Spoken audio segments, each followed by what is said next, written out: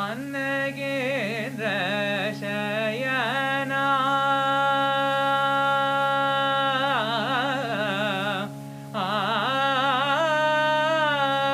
Pannagedra Shayana Pannagari Vagana Pannagedra Shayana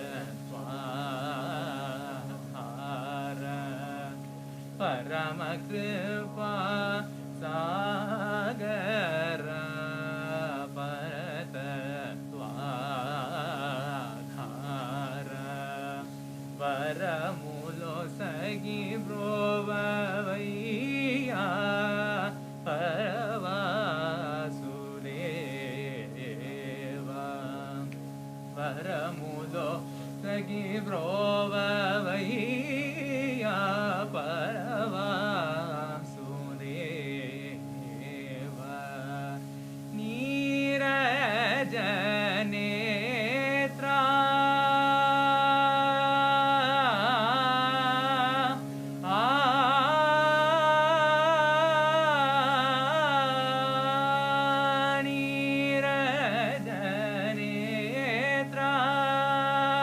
Nirajanetra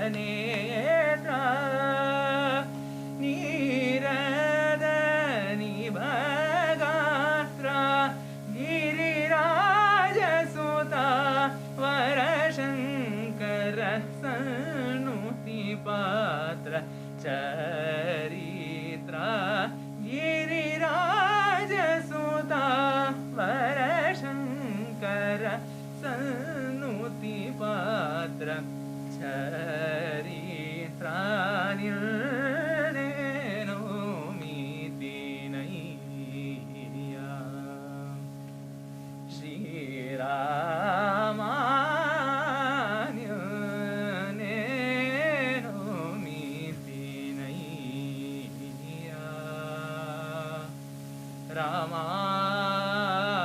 Rama,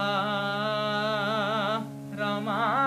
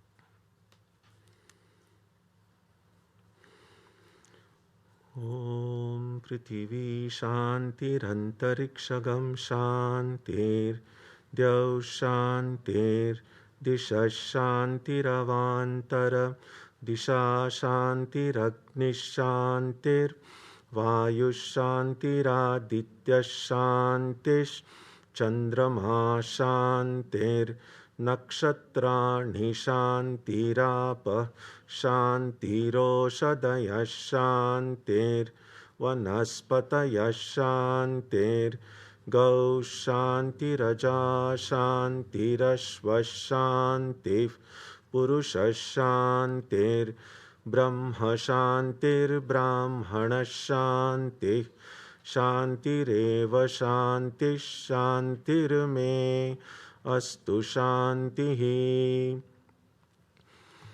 May there be peace on earth and in the sky. May there be peace in the water and in all directions. May there be peace in the plants, in the trees, and in animals. May there be peace in the hearts of all beings. May there be peace in everyone and in everything.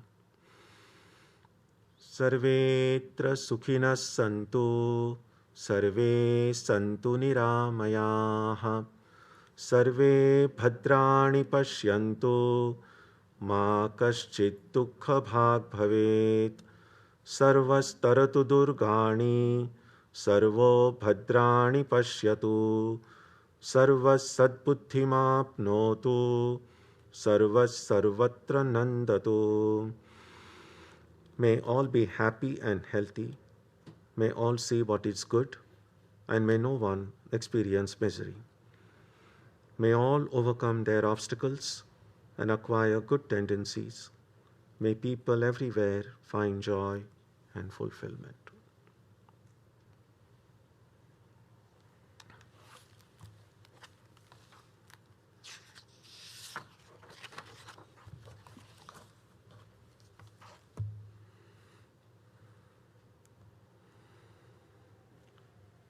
Let us now spend some time touching the center of peace and joy in our hearts.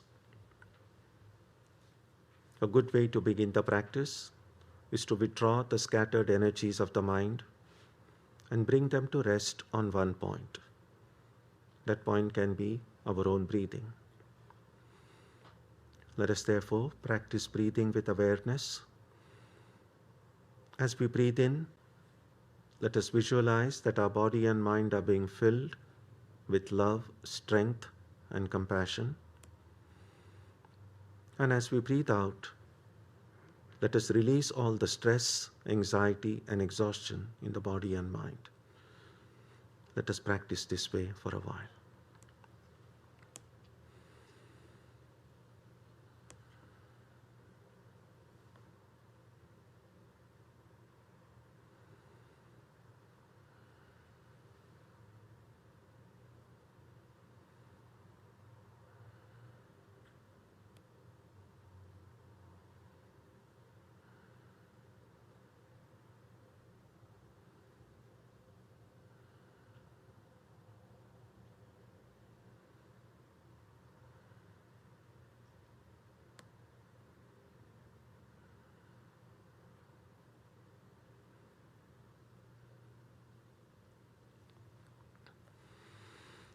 Let us now turn our attention to the region of our heart. Although God is present everywhere and in everyone, the divine presence can be felt most clearly in our own hearts. We can meditate in any way we have been taught. To remain focused, we can take the help of a short mental prayer or a mantra or a divine name. Let us now spend some time dwelling on the presence of God in our hearts.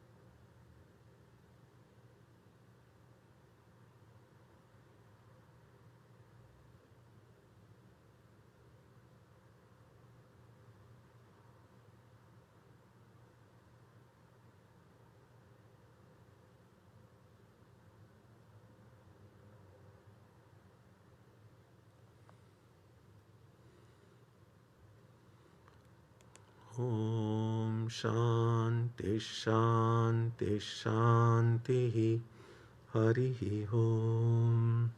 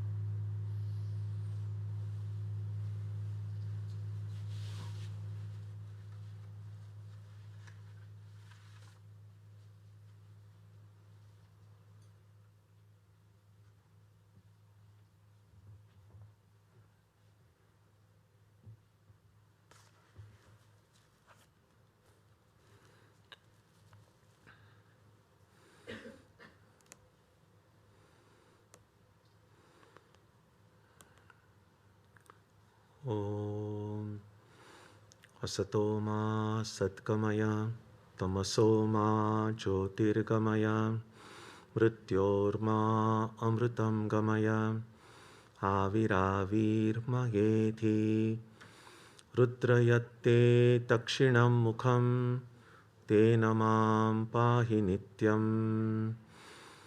May the Divine lead us from the unreal to the real, from darkness to light, from death to immortality. May the Divine consciousness fill our hearts and protect us. So we here to celebrate Rama's birthday, and by a happy coincidence, this year the date of Rama's birth by the lunar calendar and the English date has fallen on the same day. And so it doesn't happen always, but this time it has happened that way. Rama was born at 12 noon, so it's another 20 minutes more. And that's one of the reasons why we celebrate these birthdays on the exact tithi, and they follow the lunar calendar, because it is believed that when these extraordinary beings, the day and the time they were born, that because of the enormous spiritual power that they brought on this level of existence in which we all are, that there was something very sacred, something very special about that day and about that time. And so today we are very lucky to be able to celebrate the day on that exact day, and then, as I said, only 20 minutes away. So when we celebrate the birthdays, these birthdays, when we celebrate birthday of Krishna, we call it the Krishna festival. We celebrate the birthday of Jesus. We do it on the previous Eve, Christmas Eve, that we celebrate at the center. We celebrate Buddha's birthday. So, and of course, we celebrate our own birthdays as well. But what would be the ultimate purpose of celebrating these birthdays? Yes, of course, we recognizing it's a day of great joy and all of that, but still, spiritually speaking, this could be seen as a day when we want to feel the presence of the divine in our heart. We as if would want the divine to be born in our heart. Now, in a more deeper way, the divine is already present in our heart. So for the divine to be born in our heart, which would mean for us to feel the presence of the divine in our heart, the divine who is already there. And so something similar happens in the story of Rama's life. Many of you are familiar with the broad structure of his life, how Rama is the oldest version of Rama's story, the oldest Ramayana is by Valmiki. And there are many times the story of Rama has been retold in different languages, in different forms, emphasizing different aspects of Rama's personality. So in this Valmiki Ramayana, the oldest of the Ramayanas, Rama is pictured and described as what they call Maryada Purushottam.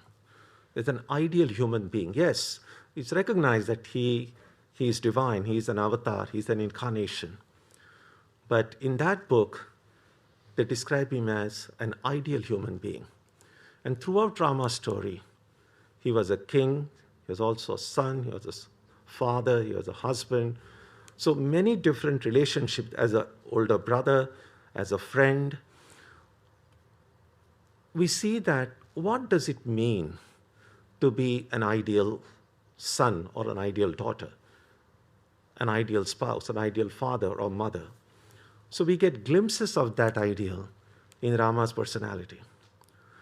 And having Rama being born in our heart would mean somehow making an attempt in our own lives, in the various relationships that we have, to somehow go as close to the ideal as possible. And that's the inspiration we find in Rama's life. So here is this one episode. Some of you may have read about it. We put it on the, I think, last month on the Vedanta blog as well, that when Rama was exiled to the forest by the wishes of his stepmother, he has never been to the forest before. So he and his younger brother Lakshman and his wife Sita, the three of them go to the forest, and they're expected to stay there for 14 years. So he goes first to the hermitage of this sage Valmiki, the same Valmiki to whom the oldest Ramayana is attributed. And Rama asks him a simple question. I have to spend 14 years in this forest. Where shall I stay? Which is a good place, an ideal place? It's something that any of us might do. We go into a new city, we don't know much about the city, and we say, where can I find a good place to stay? So that's the question that Rama asks. Now, Valmiki is a great sage. As soon as he sees, outwardly, Rama and Lakshman are two princes of Ayodhya and who are now in the forest. But Valmiki, the sage, is able to see, well, outwardly, you in your human incarnation, you're playing a certain role. But Valmiki is at once able to recognize that you are the divine being, you are the avatar. And so the question, where shall I stay, appears a little paradoxical, a little bit kind of funny as well. So Valmiki responds with a counter question to Rama, saying, where are you not already? Tell me first where you are not, and then I will tell you where you are. And then he begins with the praise of Rama, and then gives several places where Rama could stay. And those are beautiful verses. So I don't intend to give a long lecture today. I see a big sigh of relief from So what I'll do is I'll simply read these verses, and as we'll see, in Valmiki's answer to Rama about where he should stay comes a very profound message for all of us that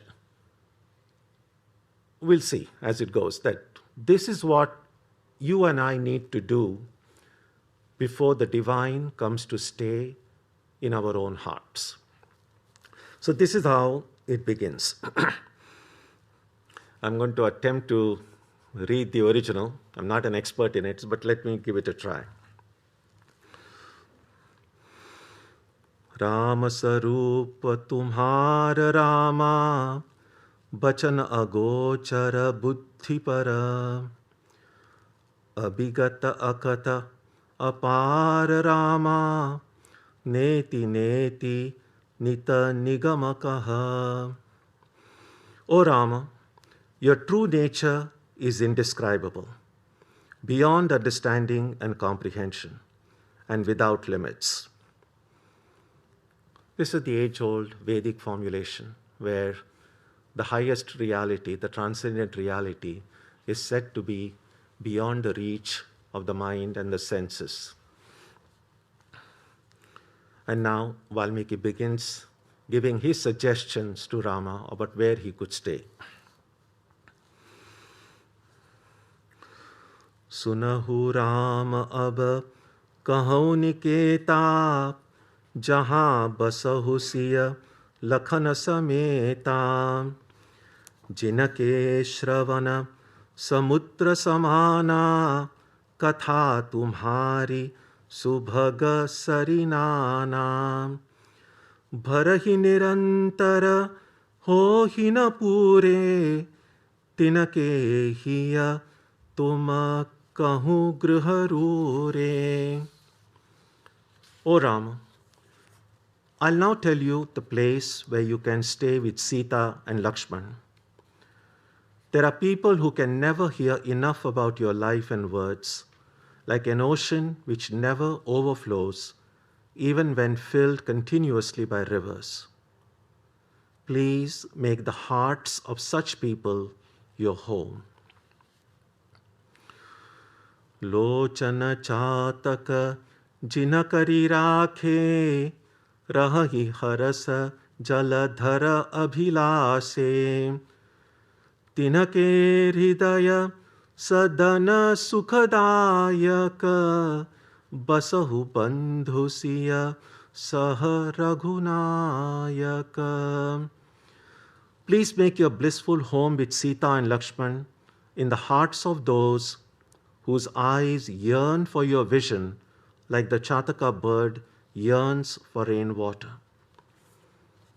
You might remember in the conversations of Sri Ramakrishna also, this analogy of the Chathaka bird comes.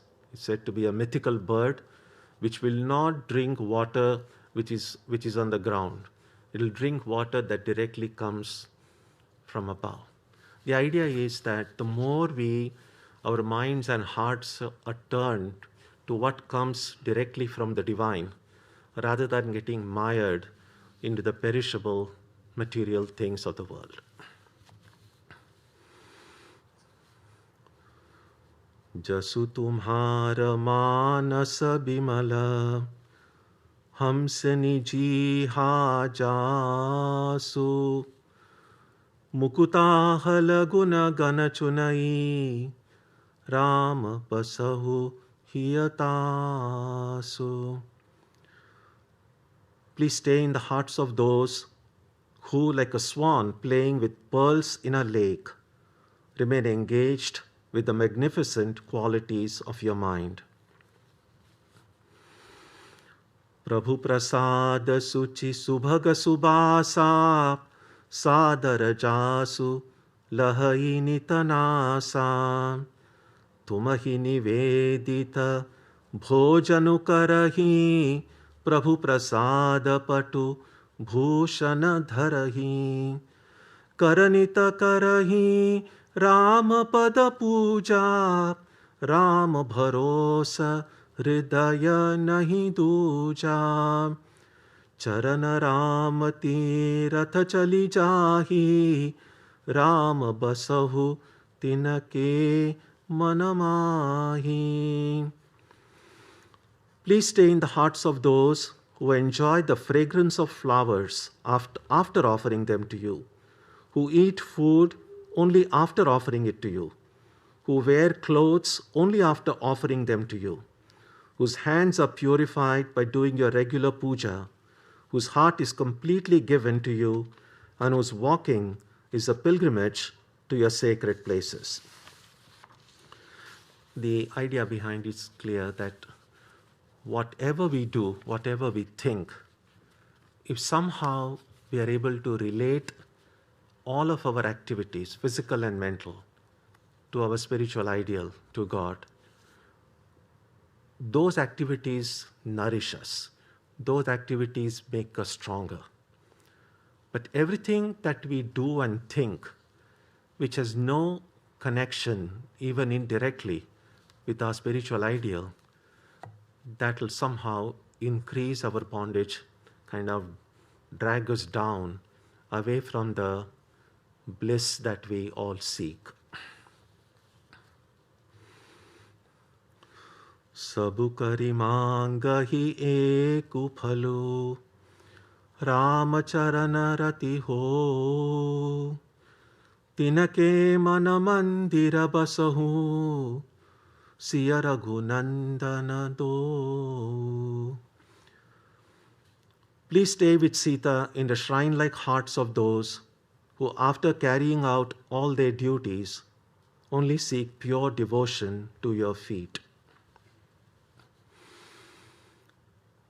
काम कोह मद माहन मोहा लोभ न क्षोभ न राग न द्रोहा जिनके कपट दंभ नहीं माया तिनके हृदय बसहु रघुराया. O King of Raghus, Please stay in the hearts of those who are free from lust, anger, arrogance, pride, delusion, greed, envy, attachment, hatred, treachery, hypocrisy, and deceit. It's a big list here, and then it might it might be helpful to occasionally look in our own hearts to see which of these are present and in what measure within our beings. Even if sometimes we might feel, oh, there is no treachery in me, or there is no deceit in me. And that may be true, but perhaps the seeds of those, maybe it's present in such a subtle way that I may not be able to notice it. But even these negativities of the heart, in however subtle a form, as long as they are there, we won't be able to attain the highest. So not only should all these weaknesses in their very gross and tangible form should be eliminated, but the subtle forms, the seed form, they have to be removed also. And sometimes removing these kind of visible manifestations of these negative things is somewhat easier. But then to deal with these subtle ways it still remains somewhere in the heart, that is what we need to do. And that's the importance of this verse here. Kahahi satya priya bachan bichari jagat sovat saran tumhari तुमहि छाड़ी गति दूसरी नाही राम बसहु तिन्ह के मन माही. O Rama, please stay in the hearts of those who think carefully, who speak what is true and what is pleasant, who awake or asleep take refuge in you, and who have no goal other than you. Swamy sakha pitu matu gura जिनके सब तुम तात मन मंदिर तिन्ह के बसहु सीय सहित दो भ्रात. May you and your brother, along with Sita, stay in the shrine-like hearts of those for whom you are everything: master, friend, father, mother, teacher. Many of us play many roles in this life. We are connected with other people in a different relationships. But to a devotee of God, to a spiritual seeker, our one true and lasting relationship is only with God. All other relationships have significance, have value, or are meaningful only to the extent they reflect the love and grace of God.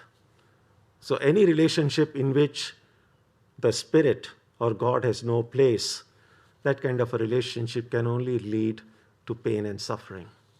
And therefore, in different traditions, we find in one way or another God being referred to as the Father, Mother, in many different ways. And the idea is ultimately that every relationship becomes meaningful only when it reflects the glory and love of God.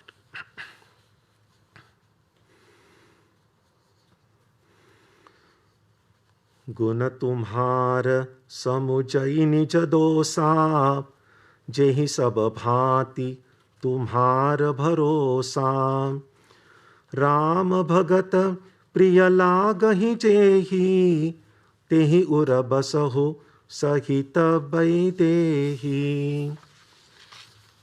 Please stay along with Sita in the hearts of those who ascribe all their virtues to you and the weaknesses to themselves, who depend on you for everything, and who like the company of your devotees.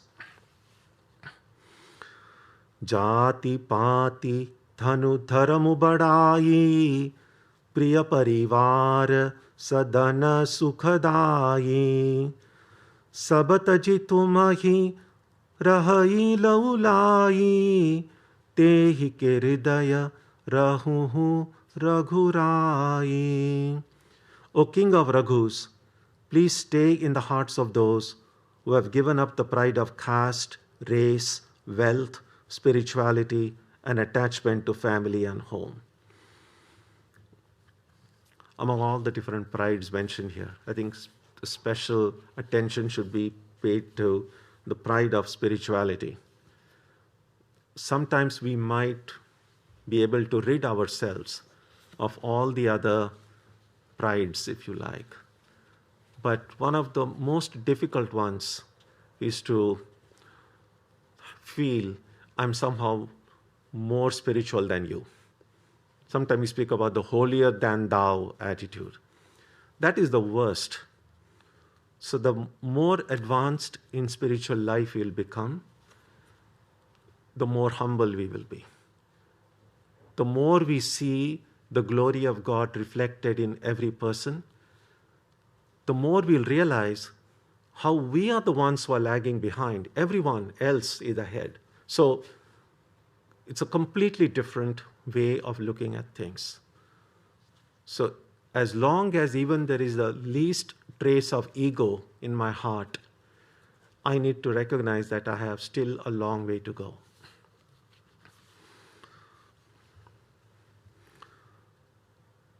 जाहि न चाहि कबहु कछु, तुभ सन सहज सनेहु, बसहु निरंतरता सुमना, सोराऊर निज गेहु. Please stay forever in the hearts of those who are nothing but spontaneous love for you, for that is your own home. There's so much in these verses. If you would like to read them again, you can find them anywhere. But also, as I said on the website, if you go to the section on blog, you'll find there is a blog, I think it was last month, titled, Where Shall I Stay? So if you want to go through this set of verses again and reflect on them, it's really very helpful for those of us for whom religion and spiritual life is important, to see what I should do to experience the presence of the divine in my heart. Spiritual life is more than simply attending lectures. It's more than simply reading books. Ultimately, it's about experience. It really doesn't matter how many books we have read or how much we are connected with any place of worship. Ultimately, it's like when I try to look in my own heart, who do I see? What do I find? That what we experience inside our hearts is ours forever. No one can ever take it away from us. Everything else, all the intellectual knowledge we may have gathered, all the information we may have collected, will all perish. Will all perish as soon as this body perishes, it all goes. But what stays, what sticks with me is how I have lived. Not just my physical activity, but how does my mind think? So the training of the mind and the attempt to transcend our own limitations. Even if we fail, we might fail 1,000,000 times, but not to give up and still strive for more and more. This is the kind of message that comes to us when we read the life of Rama and the life of all these great ones whom we worship today as prophets, as incarnations.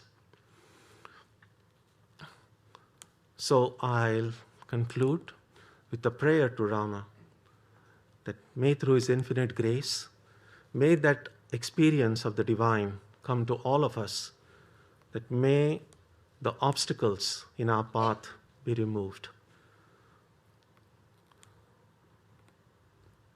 Om Jananim Saradam Devim Ramakrishnam Jagadgurum Padapadme Tayo Shritva Pranamami Muhurmuhu.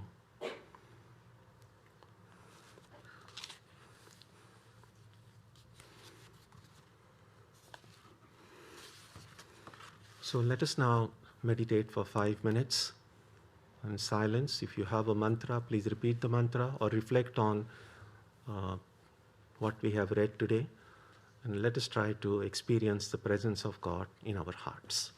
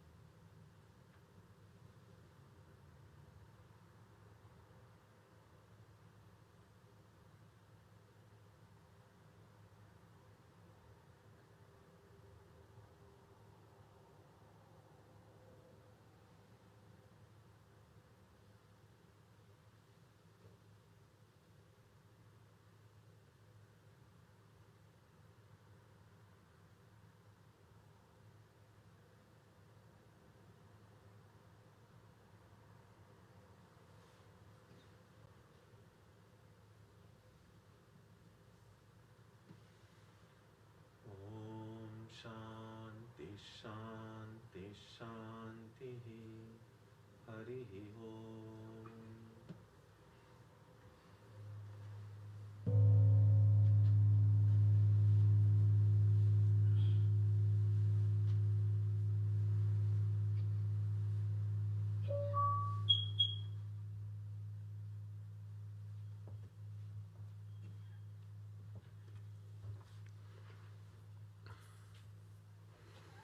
So now we'll have our annual meeting, a brief reading of reports. First we'll have minutes being read by Charles, then the annual report from Henna, then Karma Yoga suggestions from Ashish, and the treasurer's report from Doug. So that'll be for the next few minutes, starting with.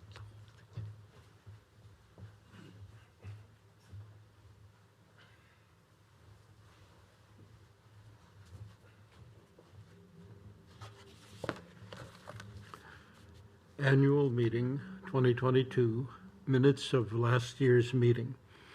The annual meeting of the Ramakrishna Vedanta Society was held on April 25th, 2021, along with the celebration of the Rama Festival. Because of the pandemic, the festival was held over Zoom, and members participated remotely. After the opening prayer and meditation, there was devotional music by Charles Miller, Dave and Audrey Bryant, Srini Raghuraman, and Mahua Sarkar. Then a reflection on the life of Sri Rama was offered by Swamy Tyagananda.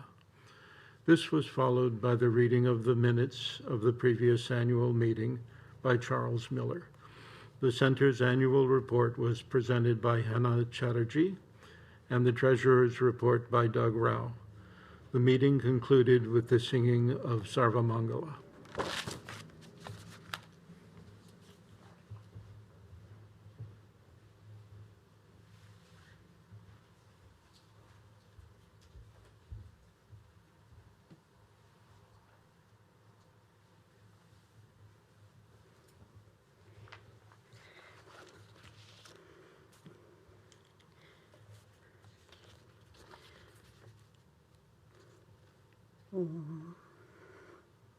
Just bear with me. This is my first progressive glass. I will do my best. It is with great joy that I present here the Society's report for the year 2021. The last year has been as unusual as the year before that. Because of the pandemic, our last annual meeting was over Zoom.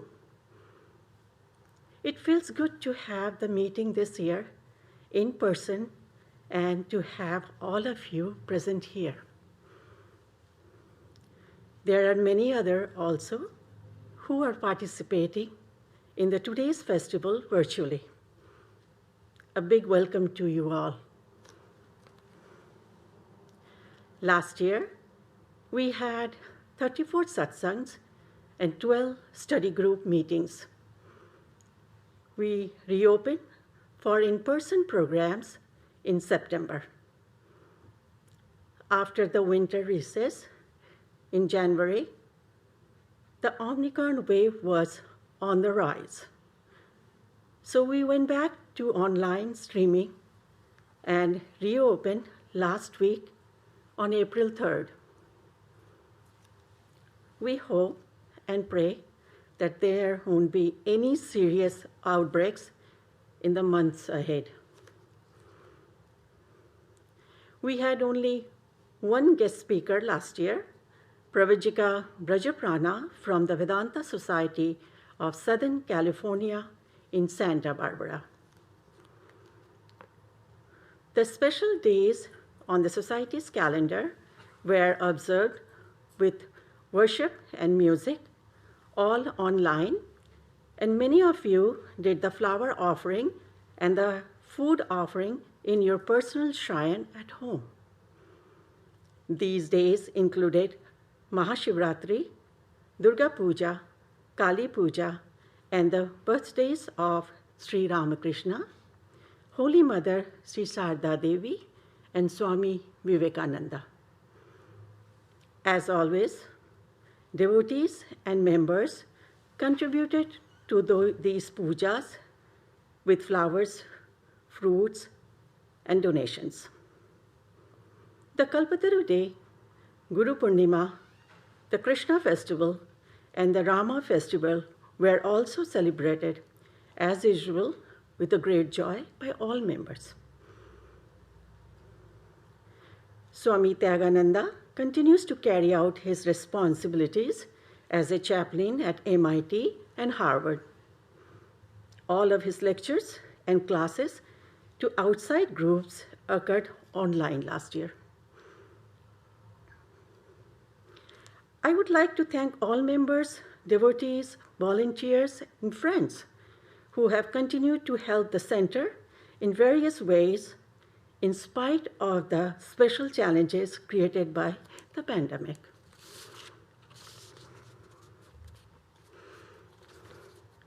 After finishing the work on the center's garden last year, we got a new roof installed on the center's building. Trustees of the Vedanta Society are Swamy Tyagananda, Swamy Yogatmananda, and Swamy Yuktatmananda. The executive committee members for 2022 are Doug Rao, Treasurer, Hena Chatterjee, Secretary, Aruna Pandit, Children's Program. The members are Armour Hugh, Bob Gregor, Charles Miller, Audrey and Dave Bryant, Sundar and Bhuvana, Ashish Rauti, Geeta Singh, Prithvish Mukherjee, Anish Goel, Narayan Sripati, and Alexei Gadarzi. My heartfelt thanks to all members, devotees, and volunteers for your continued support and participation in the programs and activities of the Society. May the year ahead bring us all more joy, fulfillment, and grace of Sri Ramakrishna and Holy Mother. Om Tat Sat.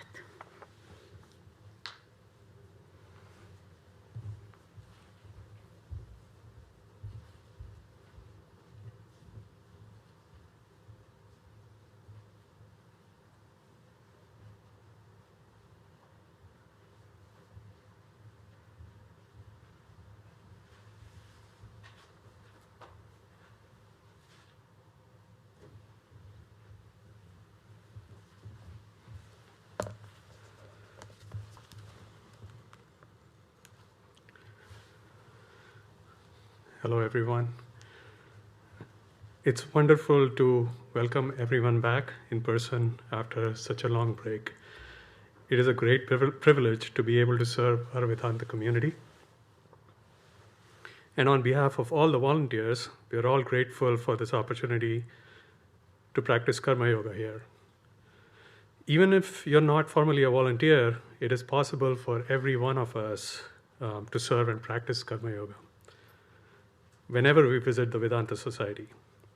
As you're aware, we have a few additional restrictions related to the pandemic that are currently in place that I will go through shortly. We volunteers request your cooperation and help in ensuring our center stays safe and operates in a smooth and efficient manner. So you're welcome to visit the center in person for all the programs if you're fully vaccinated. Please make sure you have your mask on at all times and fully covering your nose and mouth when indoors at the center. As you can see, I'm adjusting my mask here. As you are aware, the Sunday Satsangs begin with a prayer and meditation. Please try and arrive 5 to 10 minutes before 11 o'clock so you can participate in this activity. By arriving a bit early, it allows us volunteers to ensure we can get everyone seated appropriately in a timely manner. When you enter the center, please remember to close the door properly behind you and place your shoes on the shelf. Leaving the shoes on the floor can be dangerous as someone could trip over and hurt themselves. If you find that someone has not been careful in this regard, please bring it to the attention of the person. Bags or other large items are not allowed inside the chapel. Please keep these items on the shelf near the shoe rack. Your valuables are safe, as we always have a volunteer present near the front door. You already know that neither beverages nor use of cell phones or cameras is permitted in the chapel. If you find someone not following this rule, feel free to gently bring it to the attention of the person. In the recent past, before we closed for the pandemic, we noticed our community members taking this responsibility seriously, and we thank you for your proactive actions. Also, before and after the satsang, many of our members look forward to spending a few minutes in prayerful silence and meditation. Please respect their need and avoid conversation in the chapel and discourage others from doing so as well. As you enter the chapel, myself or other volunteers will assign you seats as per the seating arrangement for the occasion. Due to the pandemic, we are trying to space out the seating in the chapel, keeping a gap in between groups for social distancing reasons. This will reduce the seating capacity in the chapel, as you might have noticed, but additional seating is available in the children's room, where the program is being relayed live. Volunteers will guide you to this area once the chapel has reached full capacity. So we all want our children to attend the program with us in the chapel. But sometimes children, as you know, can get restless, inattentive, and they want to engage in other activities that can be distracting to devotees seated around them. I experienced this myself when initially my son was old enough to start attending the programs with me in the chapel. As you know, the chapel is a very spiritual and holy environment, and I feel it's incumbent upon us parents to instill the appropriate values in our children, to respect the environment and other fellow devotees. On such occasions, I always reminded my son about the sanctity of the space and being respectful of it and other members. Over time, he has come to truly appreciate this, and in fact, as you saw when coming in, he's now a volunteer at the center. So he's taking his duties seriously now. And I encourage you to do the same. After the program ends, please stay seated in your seats. Myself or one of the volunteers will let you know when you can exit the chapel. This is again so we can maintain appropriate social distancing as we exit the chapel. If you park in the lot behind the center, please make sure that you park in the furthermost available space so that other cars coming in after you will have a place to park. If you need to leave early, we would request that you park at one of the street parking spots in front of the center or on the Bay State Road. And there are generally parking spots available on that road, not too far from the center. This is also a way to do Karma Yoga at the center. If you're blocked behind another devotee's car, we request you to patiently wait for the space to clear. But in case of an emergency, when you need to leave urgently, please let one of the volunteers know so that we can assist you and follow proper procedure. Finally, summer will be soon upon us. As we prepare to pack our warm winter clothes and unpack our summer wardrobe, please remember that shorts are not an appropriate dress for satsangs. We encourage a dress code that is suitable for religious and spiritual gatherings. So these are some of the ways every member of the Vedanta Society can help and serve the community. We look forward to your cooperation and support, and I thank you for your attention. Oh.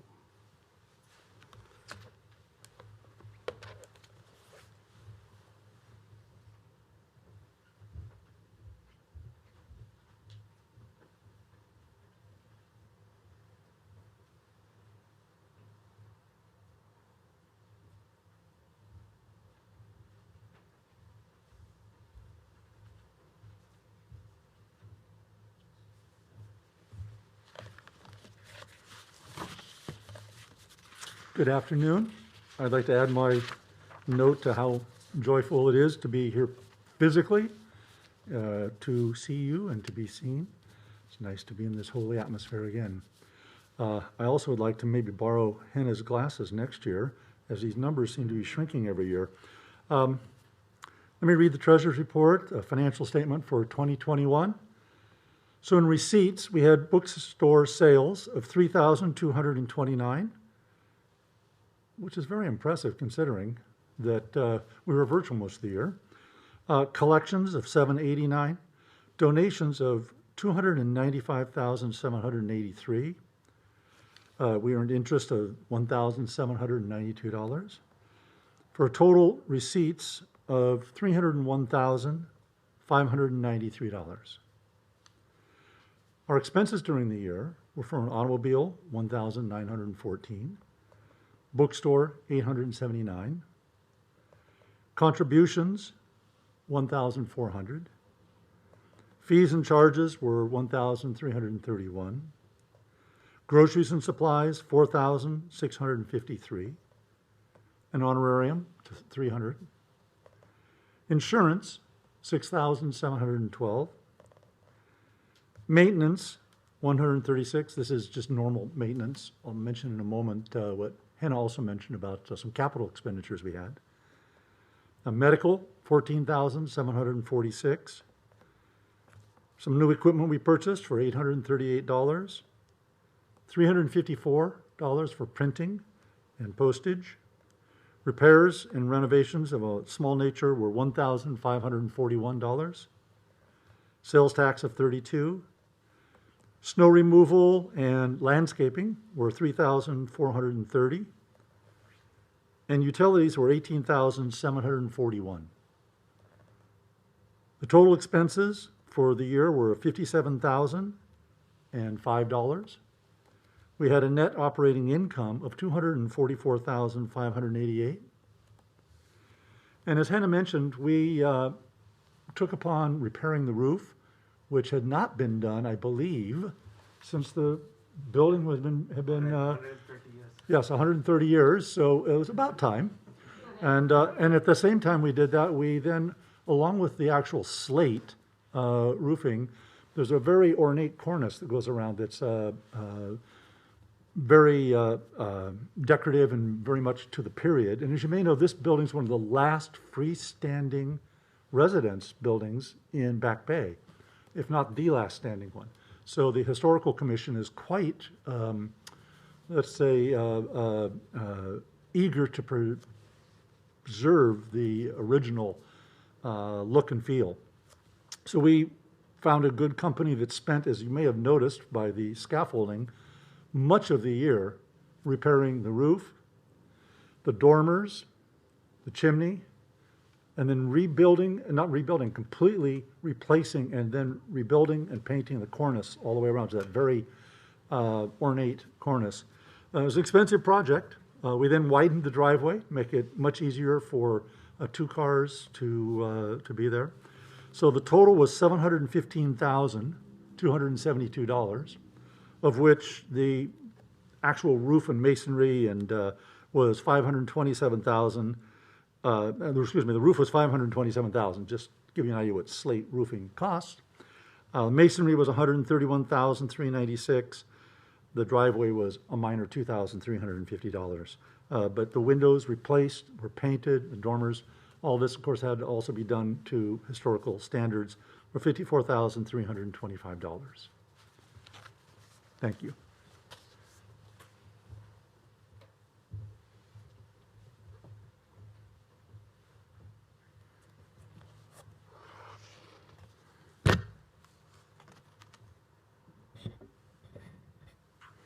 Thank you for all those reports. So we'll have a closing prayer now, and after that we'll have an arati for Rama, and we'll conclude with Sarvamangala in the end. So that's the program going forward. So, and we have the last, I think we had our, this is probably after 2 or 3 years we are meeting in person for the annual meeting. So it's kind of nice to see the hall filled up again, and hopefully when things will become more and more normal, then we probably may not need this social distancing and maybe the masks can come off. Right now, these masks can remain, but these inner masks that we have, which Vedanta speaks so much about the layers that we have over the Atman. So let's focus on removing the inner mask first. Then in time, these masks will also go. Let's hope. Fingers crossed. So, the prayer now. May the Divine Being, who is the Father in heaven of the Christians, Holy One of the Jewish faith, Allah of the Muslims, Buddha of the Buddhists, Tao of the Taoists, Ahura Mazda of the Zoroastrians, the Great Spirit of the Native Americans, and Brahman of the Hindus, lead us from the unreal to the real, from darkness to light, from death to immortality. May we be granted strength, freedom, and clear understanding. May we learn to see God in our own hearts and in everyone around us. May God bless us all and fill our hearts with gratitude, grace, and love. Om Shanti Shanti Shanti. Peace, peace, peace be unto us.